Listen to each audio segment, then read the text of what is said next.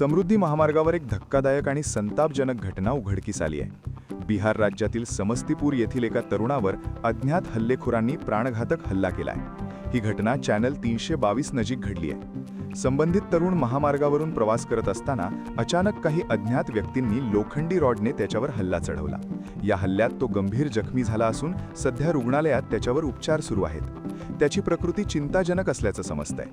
या घटनेमुळे समृद्धी महामार्गावरील सुरक्षेचा प्रश्न पुन्हा एकदा ऐरणीवर आलाय। सीसीटीव्ही कॅमेरे आणि पोलीस गस्त असल्याचा दावा केला जात असतानाही अशी घटना घडल्याने नागरिकांमध्ये भीतीचं वातावरण निर्माण झालंय।